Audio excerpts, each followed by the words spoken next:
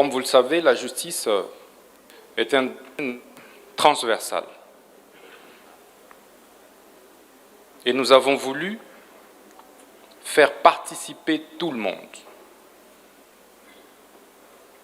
Contrairement aux États généraux de 2015, où des élites s'étaient rassemblées, réunies à Zongo pour réfléchir à la place du peuple.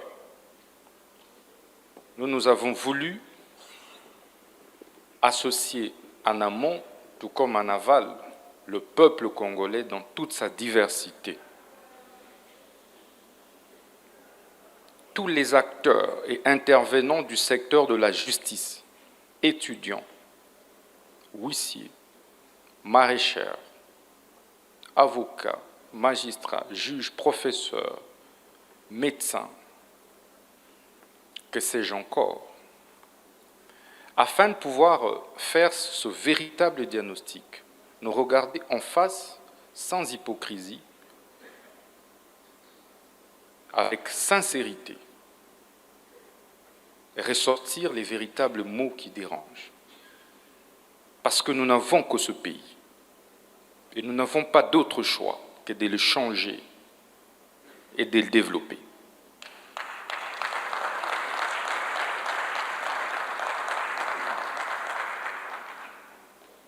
Nous avons opté pour la méthode participative. C'est une méthode, comme tant d'autres.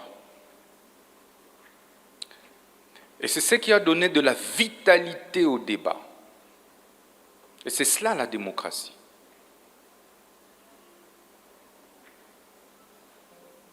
Il y a eu des moments d'échange assez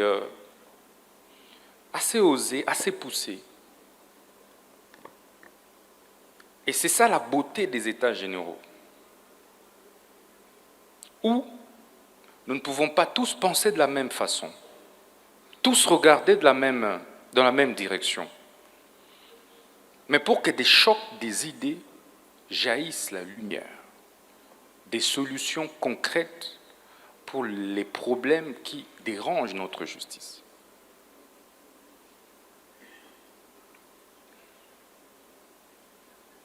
Je peux vous rassurer que Son Excellence, Monsieur le Président de la République, chef de l'État et magistrat suprême, est très satisfait du format du travail, est très satisfait de l'inclusivité des travaux. C'est cela la transparence.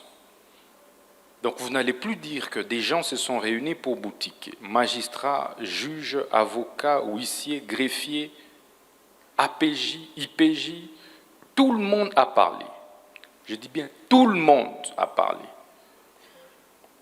Tout le monde a parlé.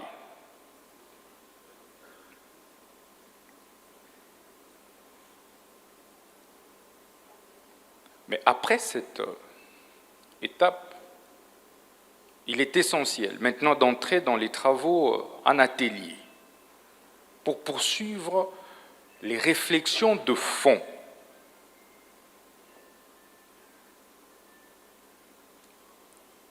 Pour déboucher sur des solutions consensuelles, sinon concertées, sur les réformes qu'il faudra mener à l'issue de ces États généraux. Je vous invite donc à pouvoir, plus que jamais, vous engager une fois de plus dans les travaux en atelier qui vont commencer tout de suite, et maintenant, et qui vont durer 48 à 72 heures, parce que nous accordons autant de l'importance à ces travaux.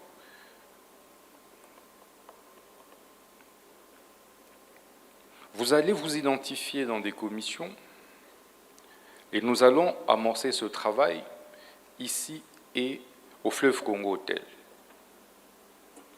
Et enfin, nous clôturerons nos États généraux au Palais du Peuple.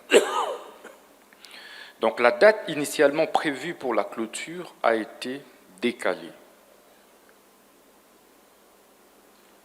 légèrement décalé pour vous permettre maintenant de réfléchir sur toutes les propositions qui ont été avancées ici. Je vous invite donc à pouvoir vous approprier ces états généraux de la justice. Pour ceux qui viennent de l'intérieur du pays, je vais vous demander de vous identifier. Faites-vous identifier pour que le comité organisateur puisse s'employer à pouvoir vous secourir. Ce sera difficile de donner tout. Parce que c'est la patrie d'abord qui nous réunit ici. Ce n'est pas l'argent d'abord, c'est d'abord la patrie. Et pour cette fin, je pense que vous et moi, depuis le matin, nous n'avons rien mis sous la dent. C'est cela le sacrifice pour la patrie.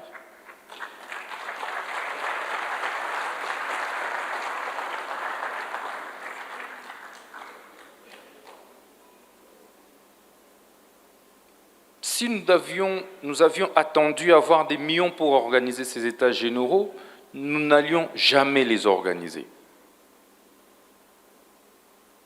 Donc il fallait avoir de l'audace et du courage pour pouvoir organiser ces états généraux dans les meilleures conditions que possible. Donc je demande votre indulgence pour éventuellement la modicité de la prise en charge. Et que pour le reste, vous puissiez considérer que c'est le sacrifice que vous consentez autant que nos soldats et militaires au fond consentent pour la patrie.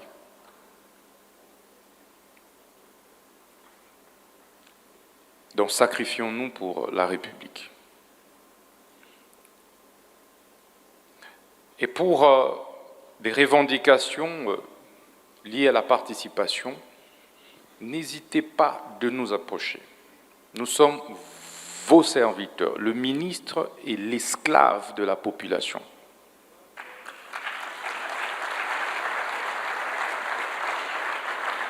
Le ministre est l'esclave des magistrats, l'esclave des avocats, des huissiers, etc. Je suis là pour vous. C'est pourquoi parfois vous vous levez, vous partez, mais je suis là du matin au soir. C'est cela le travail d'un esclave, d'une sentinelle. N'hésitez pas de nous approcher. Nous ne sommes pas venus pour nous affronter. Le temps des affrontements inutiles est révolu. Mettons-nous ensemble pour développer notre nation, pour redresser notre justice.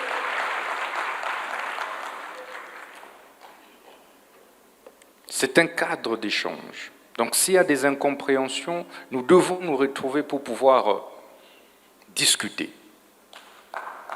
et trouver des solutions à ces incompréhensions. Et ceci va nous permettre de sortir d'ici avec une nouvelle image de notre justice. Mais je peux vous rassurer, la détermination et l'engagement du chef de l'État et magistrat suprême pour redresser la justice dans tous les sens.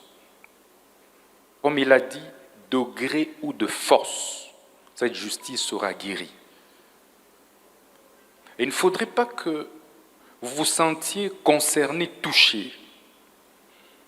J'ai aimé, il y a plusieurs fois, vous avez indexé le politique que je suis dans toutes vos interventions. Plusieurs fois, les participants ont indexé le ministre de la Justice aussi. On a indexé le gouvernement auquel j'appartiens. Mais si je dois considérer cela comme des attaques personnelles, alors ce sera difficile de donner le meilleur de moi pour trouver des solutions aux problèmes qui se posent en réalité. Donc nous devons dépassionner le débat, dépersonnaliser le débat pour parvenir à la vraie thérapie qu'il faudra administrer pour notre bonne justice. Il ne faudrait donc pas ici, même en travaux au niveau des ateliers, nous jeter des responsabilités. Nous n'en sommes plus là. Donc au niveau des ateliers, je vous prie de pouvoir aller sur des propositions, de manière froide, de manière sereine, sans état d'âme. Comment est gérée la carrière des magistrats et juges, les promotions? Comment est la prise en charge des juges et des magistrats? Comment faire pour pouvoir améliorer leurs conditions? Les avocats, comment pour régler toutes les incongruités dans la nouvelle loi et les avocats véreux, comment faire pour les nettoyer, pour les extirper des barreaux, les huissiers de justice? Comment faire pour nettoyer ces corps des huissiers? Les greffiers, comment faire pour améliorer les conditions de vie des greffiers qui souffrent énormément? Un greffier vous travaille plus que plus d'un des acteurs de la justice. Mais on l'oublie. Comment on fait pour que ce greffier qui est à Sekebanza, qui est à Lubao, qui est à Kisangani, soit pris en charge considérablement par l'État? Donc, allons vers des solutions. Allons vers des propositions concrètes. Ceci va nous permettre de sortir d'ici avec des résolutions qui seront mises en application. Je peux vous rassurer aussi que nous ne sommes pas venus ici pour parler changement, constitution, révision, constitution. Non, pas du tout. Donc, des manières vraiment de manière superficielle, certains, évidemment, ont parlé de cela. C'est pour des questions qui concernent le fonctionnement de la justice. Je crois que c'est clair. Qu'on disait, si réforme il y a, et chaque acteur l'a dit, ça peut toucher aux lois, ça peut toucher aux décrets, aux arrêtés, ça peut toucher aussi à la Constitution. Il ne faudrait pas qu'on sorte d'ici comme si ça a été une assemblée constituante. Ça n'est pas une assemblée constituante.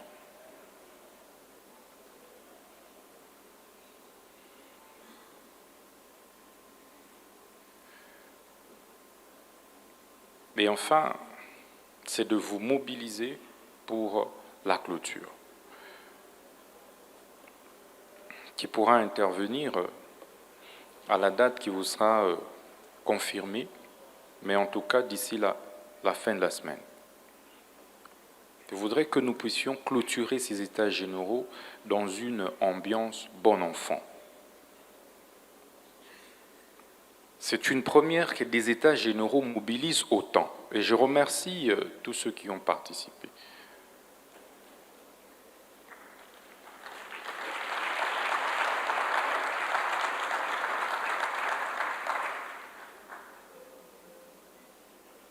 Parce que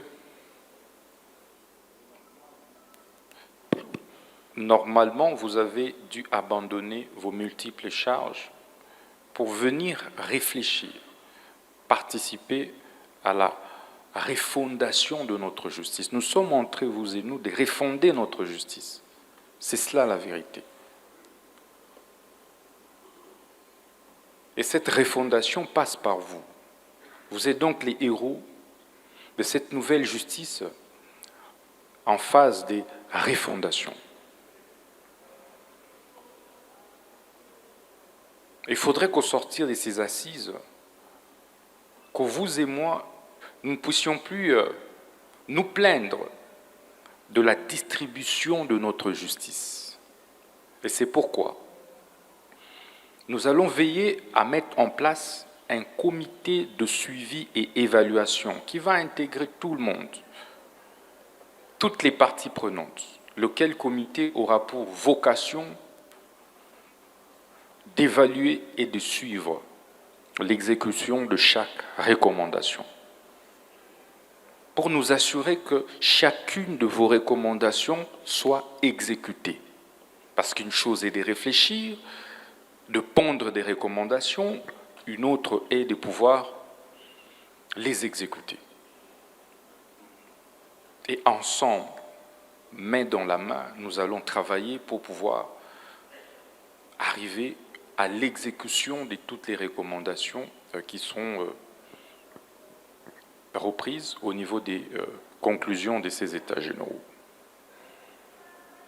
Donc, sereinement, dans la tranquillité, j'ai reçu vos plaintes, faites-vous enregistrer, ne vous plaignez pas, sachez que nous sommes en train de nous sacrifier, nous tous, mais le peu de moyens mis à la disposition de l'organisation, nous allons nous assurer qu'il vous soit aussi distribué.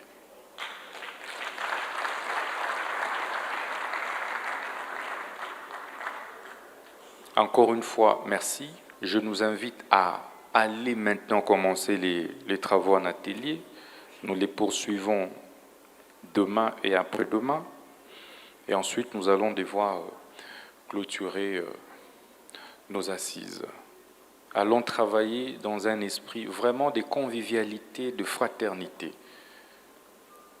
dans un esprit de patriotisme. Mettons la patrie avant tout. Nous tous, nous allons passer. Je suis ministre de la Justice, je vais passer. Tu es avocat, tu vas passer. Tu es juge, tu passeras. Huissier, tu vas passer. Nous tous, nous allons passer. Mais qu'est-ce que nous allons léguer aux générations futures comme justice? C'est là le vrai problème. Donc allons au-delà des débats personnels, les ministres et les chefs des parquets, des magistrats. Non, c'est les procureurs qui est chef du ministre. Non. Allons sur des questions essentielles. Comment on règle les problèmes de notre justice de manière impersonnelle. Les nations qui se sont développées, et c'est cela ma méthode de travail. Ma méthode de travail est simple. Je pose des diagnostics clairs. Ça, c'est la malaria. Quels sont les produits qu'il faut administrer pour guérir la malaria? Il ne faut pas passer par des contournements. Ça, c'est la malaria, il faut la guérir. Et c'est tel produit qui est adapté pour la malaria. Vous n'allez pas commencer à chipoter. Non, c'est ça qui a détruit l'Afrique. Un diagnostic clair vous donne aussi une solution claire. Et vous avez la guérison. C'est ça les résultats. Mais lorsque vous faites mal votre diagnostic, ou qu'alors vous faites bien les diagnostics, mais vous biaisez les solutions, vous refusez de citer le problème, vous refusez de citer la vraie solution pour des raisons et des intérêts mesquins et personnels, alors vous avez tapé à côté du tout. Et nous allons continuer à tourner en rond, des états généraux en états généraux. Donc, ayons le courage, plus que jamais, de pouvoir nous lever. Réveillons-nous. Je disais, en Afrique de l'Ouest, vous avez des jeunes comme nous. Mais nous tous ici, nous applaudissons. Nous avons Ousmane Sonko sur nos téléphones. Nous avons Ibrahim Traoré de Burkina Faso sur nos téléphones. Mais Traoré a mon âge. Nous avons le même âge. Pourquoi ne ferais-je pas mieux pour que je sois aussi applaudi par les jeunes Congolais, par les magistrats congolais, par les avocats congolais? Il faut avoir de l'ambition. C'est quand on a l'ambition qu'on fait mieux. Quand on n'a pas d'ambition, on ne peut pas gouverner. On ne peut pas diriger. Et j'aimerais que chacun d'entre vous puisse s'interpeller. Comment nous pouvons faire pour que nous soyons aussi de modèles là où nous sommes? Il y a des meilleurs magistrats, des meilleurs juges que je connais. Moi-même, je suis fils d'un magistrat. Mon père retraité magistrat, mais sans aucune maison, après 40 ans, un haut magistrat, connu.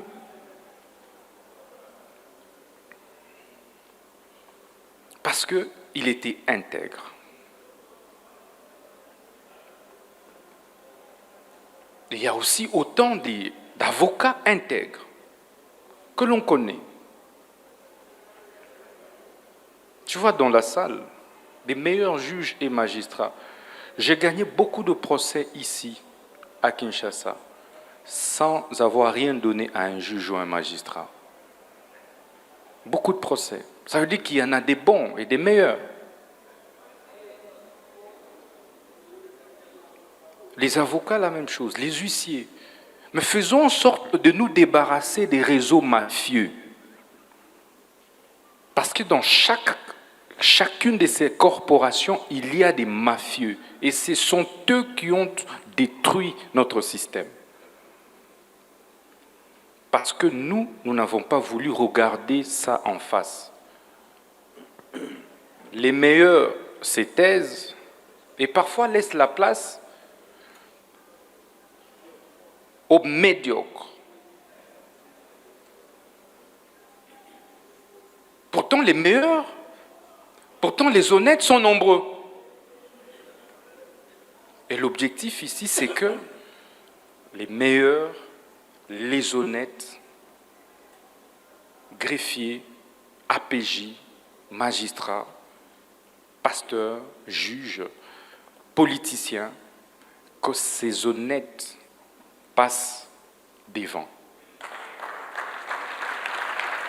Et c'est de cette façon que nous allons guérir notre justice de sa maladie.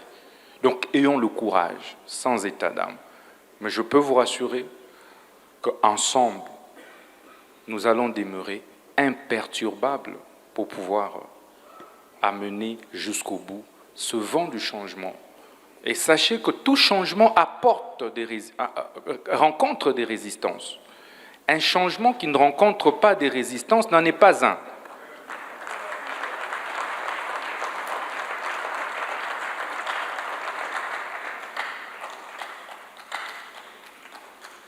Des réformes qui n'apportent pas des résistances n'en sont pas une. Ça veut dire que c'est des fausses réformes.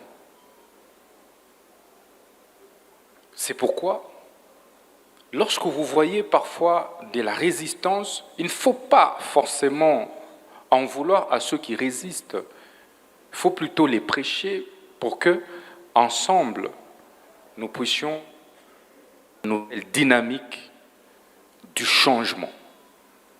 Le changement de notre système judiciaire, la guérison de notre justice, c'est maintenant, pas demain, c'est maintenant, aujourd'hui et maintenant. Il en va de l'avenir de notre pays. Voilà, mesdames et messieurs, distingués orateurs, l'appel au patriotisme que je voulais vous lancer. Tous passeront. Mais il ne faudrait pas que nous puissions laisser cette nation comme nos parents nous ont laissés.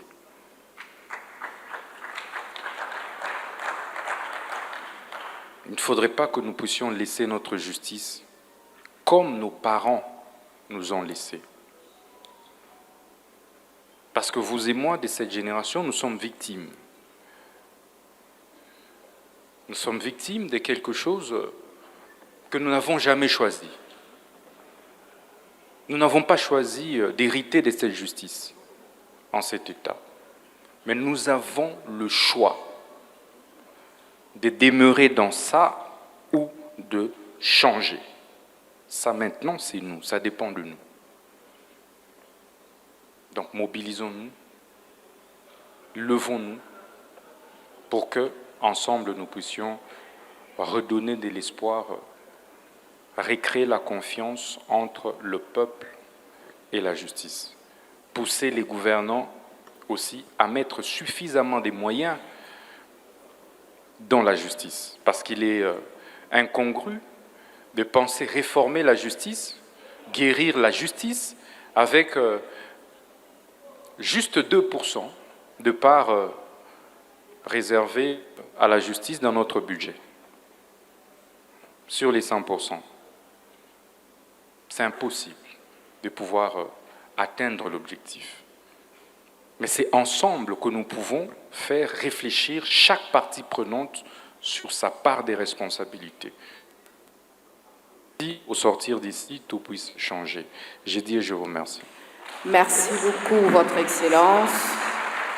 Comme l'a annoncé